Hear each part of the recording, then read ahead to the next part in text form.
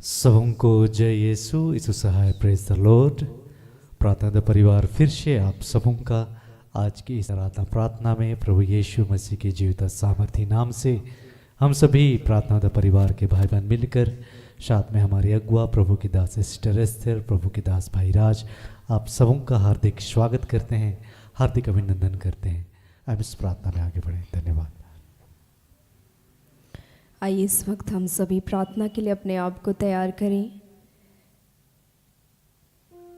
हम सभी जहाँ कहीं भी हैं अपने आप को पिता को समर्पित करें, उस ईश्वर को जिसने हम सबको बनाया, हम सबको उन सारी चीज़ों से आशीषित किया, उन हर एक बातों से आशीषित किया जिन बातों की हमें आवश्यकता थी। तो आइए इस वक्त हम प्रार्थना करें। हे पिता, हम धन्यवाद करते हैं प्रभु इस समय के लिए कि हम सब आत्मा में एक होकर आपके पास आते हैं, और जब हम आपके निकट आए हैं प्रभु, हम आपके उस प्रेम को महसूस कर पाते हैं जो आपने हमसे किया है। कि आपने हमारे जीवन की उन बुराइयों को, उन कमज़ोरियों को, हमारी गलतियों को आपने हमेशा अनदेखा किया है, और आपने हमेशा हमें संभाला है प्रभु, हमें प्यार किया है, और हम अनसंस्कर बदलते हुए आपके और भी करीब आते गए हैं। हे पिता,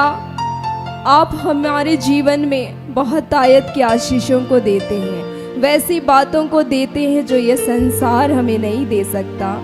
हे प्रभु, हम इस संसार में जीते हुए आपके प्रेम को महसूस कर पाते हैं। हम आपका धन्यवाद करते हैं। आज हम अपने जीवन को आपके हाथों समर्पित करते हैं कि जिस योजना के तहत आपने हमें बुलाया, हे पिता, आज जब हम तुझे सुन पा रहे हैं, हे प्रभु, हम जानते हैं कि आप हमें हमारी उस मंजिल तक पहुंचा देंगे अपने सामर्थ्य से।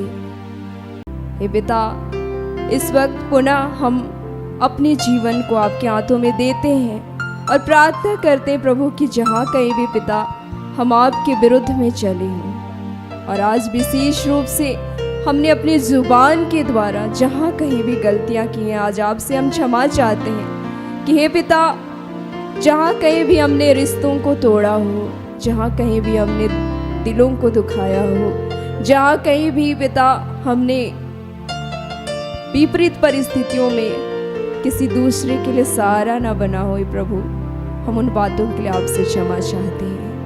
हे पिता, आज आपसे उस कृपा को चाहते हैं कि जब कभी हम बोले तो आपकी महिमा का बखान करें, आपके बच्चों को आपके प्रेम को बतला सके। प्रभु, इस वक्त का नियंत्रण पुनः आपके हाथों में देते हैं, और आज की इस आराधना को, प्रार्थना को, जो भी वचन और शिक्षाएं आज आप हमसे कहेंगे, बताएंगे प्रभु, उसे हम ग्रहण कर पाएंगे, ऐसा हृदय आपसे चाहते हैं प्रभु।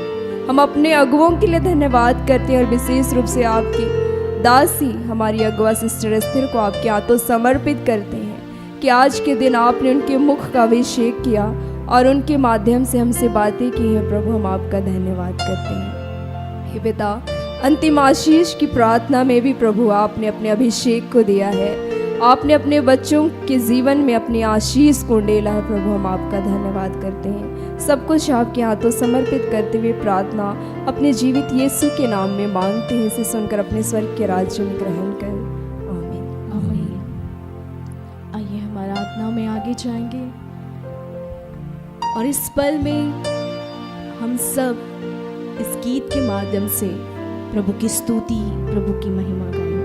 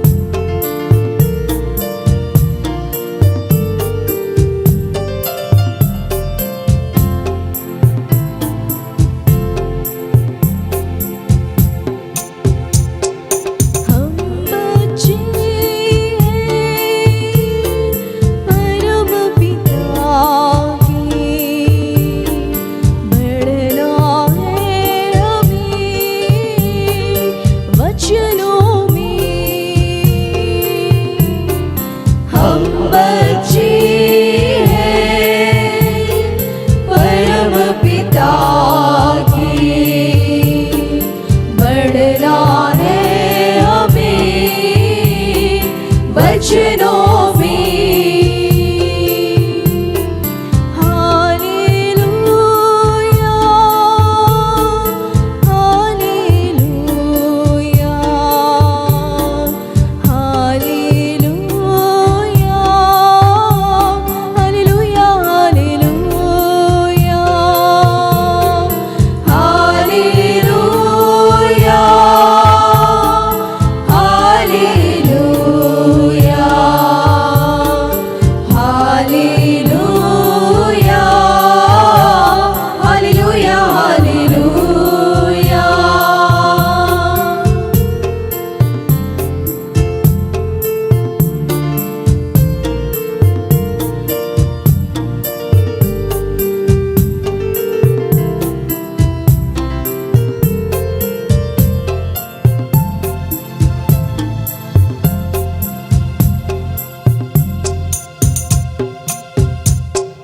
हम तैयार हैं यीशु तेरे लिए,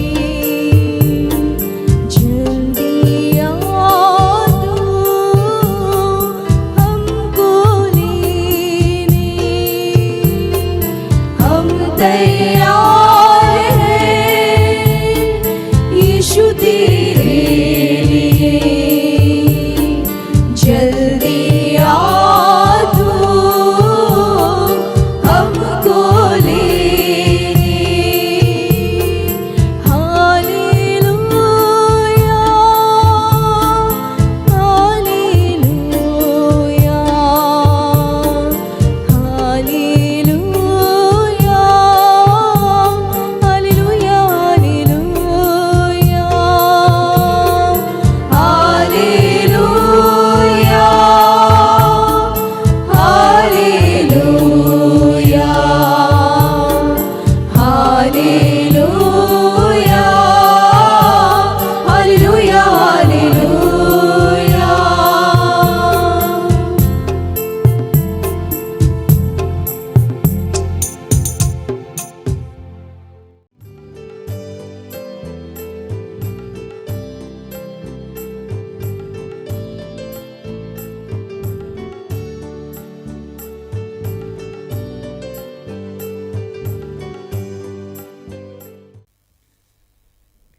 आज के लिए जो ईश्वर का वचन हम सबों को दिया गया है, नीति वचन जिसको सुक्ति ग्रंथ भी बोलते हैं,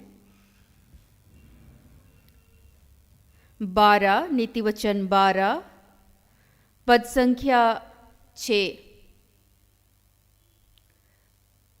दुष्टों की बातचीत हत्या करने के लिए, घात लगाने के विषय में होती है, परंतु सीधे लोग अपने मुंह की बात के द्वारा छुड़ाने वाले होते हैं।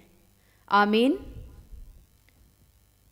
सबसे पहले आज हम सबों के जीवन में ये जानना, ये समझना ज़रूरी है कि आप कौन हैं। ये कैसे पता चलेगा?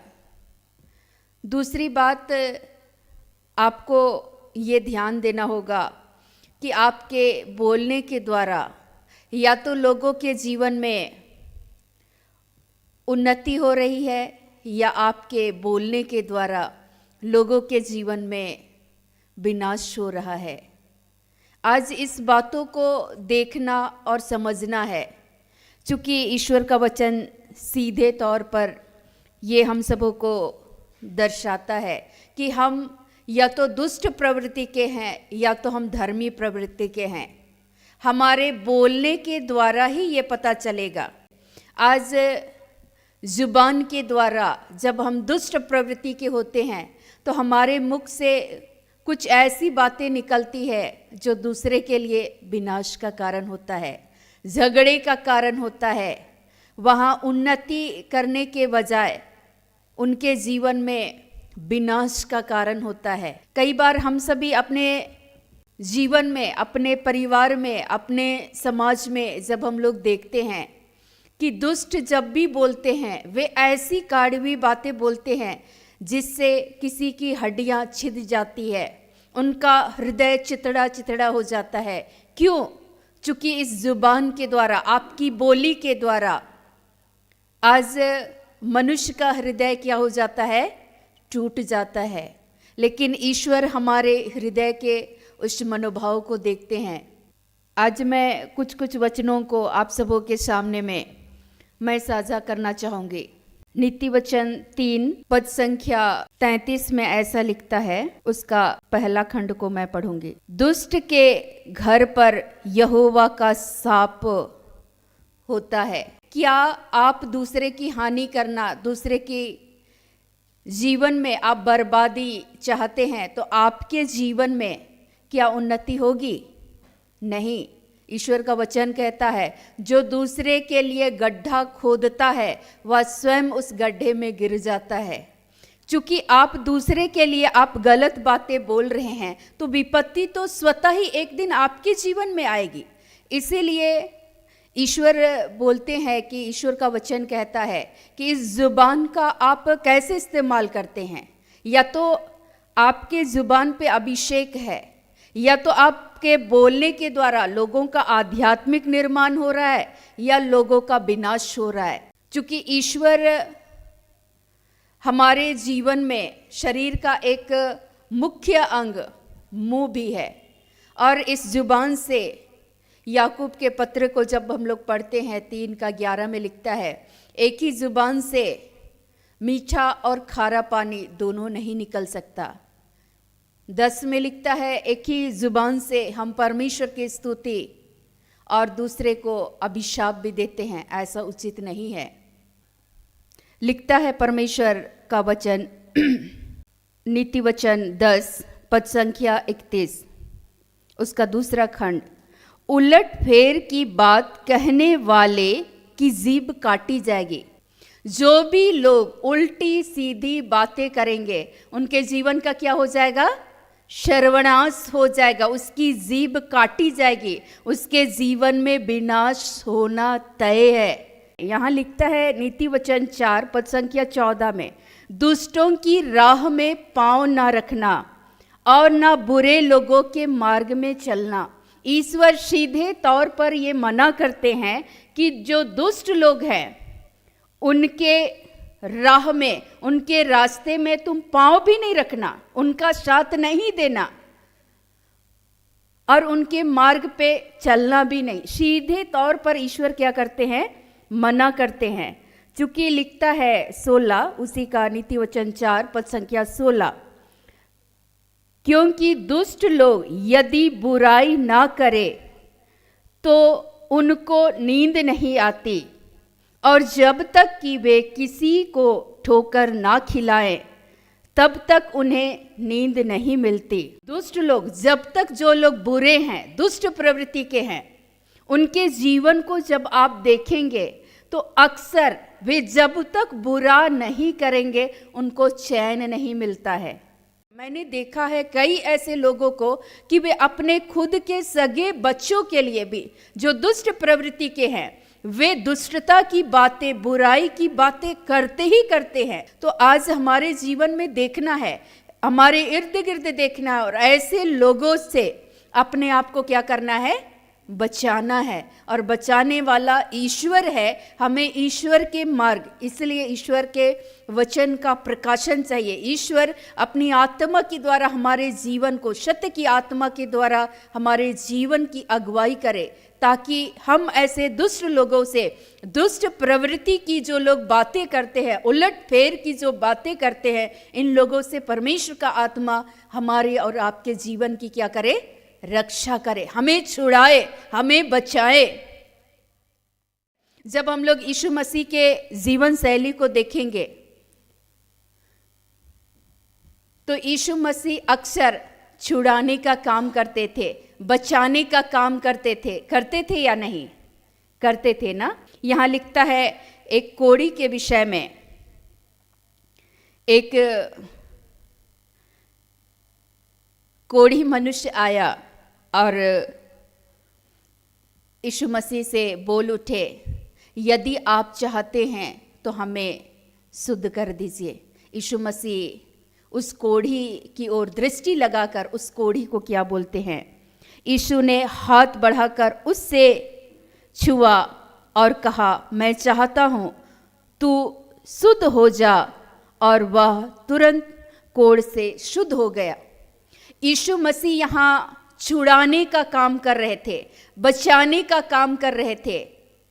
किसके द्वारा? इस बोली के द्वारा, जुबान के द्वारा। हाँ, मैं चाहता हूं कि तुम शुद्ध हो जाओ। वो अपनी जुबान का इस्तेमाल अच्छाई के लिए कर रहे थे या बुराई के लिए?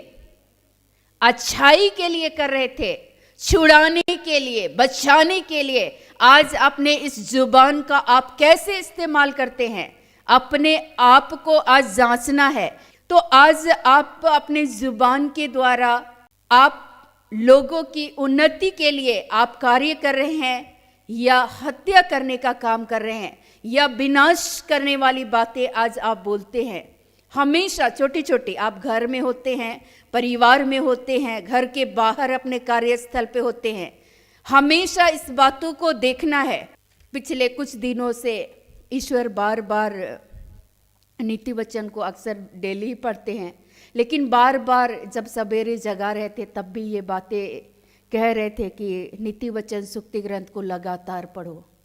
जब पढ़ रहे थे ऐसी ऐसी बातें लिखी गई है, जैसे मैंने आज आप लोगों को पढ़कर ये साझा किया कि जब तक वे लोग बुराई ना करें उनको चैन नहीं मिलती है। तो मैंने सोचा कि अच्छा, तो जो लोग मेरे घर में जब मैं छोटी थी उस समय आया करते थे, जब मैं कई बार खाना खाती थी, भोजन करती थी शाम में, उस वक्त भी बोलते थे, अच्छा तुम इतनी खुश कैसे रह सकती हो कि तुम सुकून के साथ तुम खाना खा रही हो, तुमको तो चैन ही नहीं मिलना चाहिए, तुम सुख से कैसे रह सकती हो। इसलिए वे लोग अक्सर ऐसे काम करते थे जिससे मैं परेशान हो जाऊं, हमारे परिवार के प्रियजन परेशान हो जाए, तो वे परिवार के अन्य सदस्यों को उकसाने का, उनको चिढ़ाने का काम करते थे, ताकि वे लोग मेरे परिवार के अन्य सदस्यों को चिढ़ाएंगे और उनके द्वारा वो भी चिढ़ जाएंगे और वो चिढ़कर मेरे से बात करेंगे। एक दिन परमेश्वर का आत्मा मुझे इस बातों को समझाने लगा, तुम्हारी जो ये लड़ाई है इस इंसान से नहीं है, इस हाड़ मांस के मनुष्य से नहीं है, तुम्हारी जो ये लड़ाई है ये आत्मिक युद्ध है। ये इंसान बुरा नहीं है, इसके अंदर में जो वास करने वाली जो बातें हैं, दुष्ट प्रवृत्ति की जो दुष्टता की बातें हैं, तुम ऐसी बातें ये ना करे, इसके लिए तू प्रार्थना कर। तब से मैं प्रार्थना करती थी, प्रभु वे जब भी आए, जब भी एक दूसरे के साथ मिले, प्रभु ऐसी जो भी नकारात्मक बातें हैं जो दूसरे के लिए विनाश का, घातक का, दूसरे के लिए बर्बादी का कारण हो, ऐसी बातों को उनके मन और हृदय से तू दूर कर और उसके जुबान को तू अपने नियंत्रण में ले ले। मुझे नहीं मालूम था कि ये परमेश्वर का वचन ऐसा भी लिखा हुआ है कि हे प्रभु मेरे मुख पर पहरा बैठा। उस समय मैं नहीं जानती थी, मैं बोलती थी ऐसे तमाम लोगों के मुंह को प्रभु तू बंद कर दे। मैं अक्सर जब भी मुझे मौका मिला जुबान के बारे बोलने के विषय में, मैंने अक्सर ये बातें मैंने साझा किया। आप अपने जीवन में सुख और शांति की कामना करते हैं, चाहते हैं कि मेरा जीवन और मेरा परिवार सुखी हो, मैं जिस जगह पर काम करता हूँ, करती हूँ, उस स्थान पर मैं शांतिपूर्वक ढंग से मैं कार्य करूँ, तो आपको अपने बोली पर भी नियंत्रण रखना चाहिए।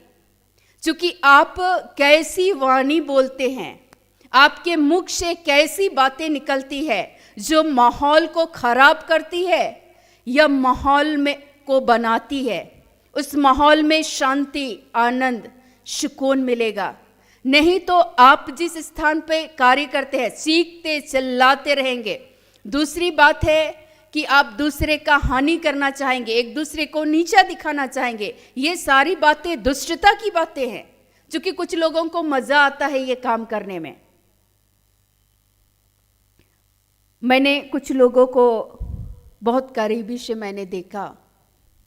पड़ोस में एक गांव था, है अभी भी। वहाँ के लोगों को मैंने देखा कि जो लोग बड़े थे, बुजुर्ग थे, या उस टोले में अन्य बहुत सारे लोग भी थे, लेकिन मैंने देखा कि वे कभी भी किसी के जीवन की भी वे हानि करना चाहते थे। मैंने एक दिन देखा कि मेरे पिताजी शाम में जल्दी नहीं आ रहे हैं, शाम में 7 साढ़े 7 बजे तक घर वापस आ जाते थे ड्यूटी से, लेकिन घर में चर्चाएं होने लगी कि वो अब तक नहीं आ रहे हैं, अब तक नहीं आ रहे हैं। और फिर मेरे दादाजी बोलने लगे कि चलो हम लोग एक छोटा सा प्रार्थना करते हैं। और जैसे ही प्रार्थना करने लगे, पवित्र आत्मा उनको ये अगुवाई किया कि वो किसी संकट में फंसे हुए हैं। और जब हम लोग जा रहे थे, 4-5 लोग परिवार के सदस्य मिलकर हम लोग धीरे धीरे करके हम लोग टॉर्च पकड़ करके हम लोग निकल गए कि जिस रास्ते से होकर वो आते थे उस रास्ते में चले गए। जैसे ही वो दूर से हम लोगों को देखे और उनकी आंखों में आंसू देखे, और मुझसे लिपट कर उसने ये कहा कि ईश्वर ने मुझे उस संकट से बचाया, मेरा ईश्वर छुड़ाने वाला है, मेरा ईश्वर बचाने वाला है। आज बहुत बड़ी दुर्घटना से परमेश्वर ने बचाया। वो लोग जिस साइकिल में आना जाना करते थे उस साइकिल का चेन खोल दिए, और उनके पॉकेट में वो लोग पैसा ढूंढ रहे थे, पर उनको पैसे तो नहीं मिले। उसके बाद वो लोग उनसे मारपीट करने लगे, पैसा दो, और वो लोग चेन उन खोल करके उससे मारने का प्रयास कर रहे थे। लेकिन फिर भी वो बतला रहे थे, मैं अपने आप को रोक रहा था और परमेश्वर ने मुझे बचाया। मैं ज़ोर से आवाज़ लगाया और पुलिस की गाड़ी पेट्रोलिंग के लिए घूम रही थी। वो लोग रास्ते के किनारे ही मुझे एक गड्ढे पर गिरा करके रखे थे, 4-5 लोग, और पूरे चारों ओर मेरे शरीर पे वे लोग पैसा ढूंढ रहे थे कि कहीं पॉकेट में होगा, कहीं इधर होगा, उधर होगा। मारने पीटने की वे कोशिश कर रहे थे, लेकिन ईश्वर ने बचाया। मैंने कुछ ही दिनों के बाद फिर देखा कि वो गाड़ी खरीदे, और उसके बाद वे लोग गाड़ी में आना जाना करते थे। तब भी वे लोग किसी भी, चाहे वो बड़े लोग हो, चाहे वो छोटे हो या जवान हो, उनकी प्रवृत्ति ही थी दुष्टता करने की। वे अक्सर, शायद उन लोगों को चैन नहीं मिलता था। पहले भी ऐसा होता था। मैंने मेरे दादा दादी के समय में भी इन बातों को मैंने उनके मुख से सुना था, और बाद में भी मेरे पिताजी लोगों के टाइम में भी मैंने देखा। जब मेरी बड़ी बहनें हुई तो मैंने देखा कि एक दिन रास्ते से वे उनको उठा कर ले गए, क्योंकि उनका प्रवृत्ति ही था दुष्टता करना, किसी को छीनना, किसी को मारपीट करना, किसी के लिए अन्याय करना। उनकी जुबान ही ऐसी थी कि लोगों को डराए, धमकाएं, कटु बोली बोले और उनके जीवन का सर्वनाश हो। क्या महिलाएं, क्या पुरुष, क्या बच्चे, क्या जवान, कितने ही ऐसे लोग मैंने देखा, वे अपने ही टोले, अपने ही मोहल्ले वालों के लिए वे विनाश का कारण बने, और अंततः उनके जीवन में खुद ही जो दूसरे के लिए गड्ढा खोदते थे वे स्वयं उस गड्ढे में गिर गए। मैंने आंखों से देखा। परमेश्वर का वचन जो कहता है स्तोत्र में, भजन संहिता में, तुम अपनी आंखों के सामने देखोगे विधर्मियों को कि उनको किस तरीके से दंड मिलता है। लेकिन ठीक उसके विपरीत पड़ोस में और दूसरे गांव के लोग थे। वे लोग हमेशा ही दूसरे के लिए भलाई करने के लिए वे तत्पर रहते थे। छुड़ाने वाले, बचाने वाले, सहायता करने वाले, मदद करने वाले थे, चाहे वो छोटे हो या बड़े हो। कभी भी अगर उस रास्ते से होकर के आप जा रहे हैं, वे लोग बोलेंगे अच्छा तुम लोग का देर हो गया, शाम हो रहा है, चलो तुम लोगों को कुछ दूर तक हम लोग छोड़ कर आते हैं ताकि तुम्हारे साथ कोई हानि ना हो। कितनी बार ऐसे देखा, मैंने कहा कि सच्चे यीशु मसीह के लोग ये लोग हैं जो दूसरे की मदद करते हैं, दूसरे के लिए रक्षा करने का, छुड़ाने का, बचाने का, उसकी मदद करने का ये कार्य कर रहे हैं। यीशु मसीह बोल रहे थे और वे गूंगे वे चंगे हो गए, रोगी चंगे हो गए। आज आपको अपने जीवन का मूल्यांकन करना है, ये देखना है कि आपकी वाणी कैसा है। आप जो बोल रहे हैं, एक दिन आप ही का इस जुबान के द्वारा आप विनाश का काम कर रहे हैं, किसी के लिए बर्बादी की बोली बोल रहे हैं, आपका जीवन बर्बाद होगा, आपकी जीभ काट दी जाएगी। और इसीलिए किसी के लिए भी, चाहे वो आपके परिवार के सदस्य हो या अन्य बाहर के लोग हों, इस पर नियंत्रण रखिए। आशीष चाहते हैं, ईश्वर बोलते हैं, ईश्वर का वचन कहता है एक ही मुंह से आप परमेश्वर की स्तुति और साप दोनों नहीं दे सकते, दोनों नहीं कर सकते, कोई एक ही काम कीजिए। और इसीलिए ऐसे लोगों से अपने आप को, परमेश्वर से अनुग्रह मांगिए, सामर्थ्य मांगिए, कृपा मांगिए कि परमेश्वर बचाए और हमारे जीवन की रक्षा करे। और जीवन के हर पल में हम भी उस यीशु मसीह की नाई सारे जगह घूम घूम कर भलाई के कार्य को करते रहे, छुड़ाने को। उसके शिष्य भी यही काम करते गए।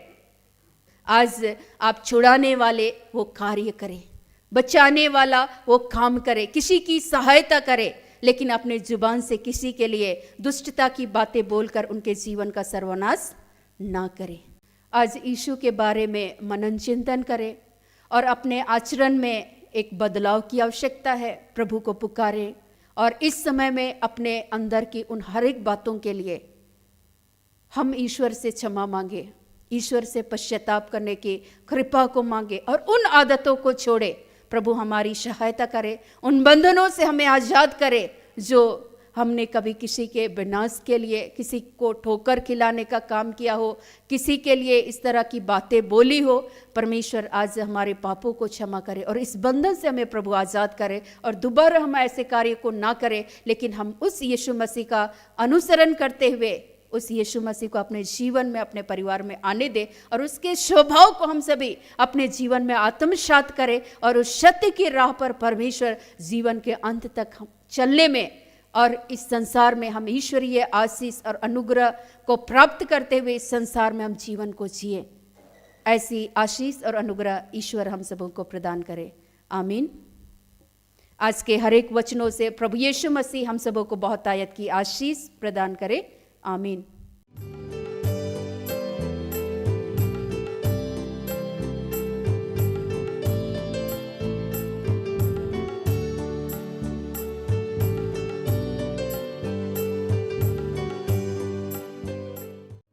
आइए हम प्रार्थना करें।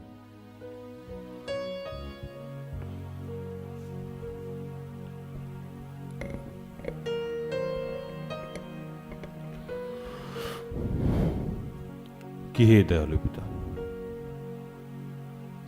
हे स्वर्ग और पृथ्वी के सृजनहार, हे हम सबके रचयिता, तेरा धन्यवाद करते हैं। और आज विशेष प्रार्थना उन लोगों के लिए करते हैं प्रभु जो अपने जुबान के द्वारा अपने रिश्तों को बर्बाद कर दिए।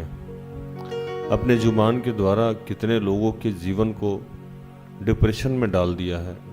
अपने जुबान के द्वारा कितने भी रिश्ते को उन्होंने तोड़ डाला। अपने जुबान के द्वारा कितने आत्माओं का उन्होंने सर्वनाश किया है, कितनों को बर्बाद किया है, कितनों के उत्साह को छीन लिया है। उनके जुबान प्रभु हड्डी हड्डी को छेद देते हैं प्रभु। उन तमाम लोगों के लिए प्रार्थना करते हैं प्रभु। उस वचन का आशीष मांगते हैं जिसमें तूने कहा है कि हे प्रभु मेरे मुख पे पहरा लगा, मेरे होठे के द्वार की रखवाली कर। हे प्रभु ऐसे जितने लोग हैं जो अपने जुबान के द्वारा किसी और का सर्वनाश कर रहे हैं, प्रभु उनके मुख पे पहरा लगा, उनके होठों के द्वार की रखवाली कर। उन सबको और हम सबको सिखा कि हमें क्या बोलना है और क्या नहीं बोलना है। प्रभु हमारी मदद कर।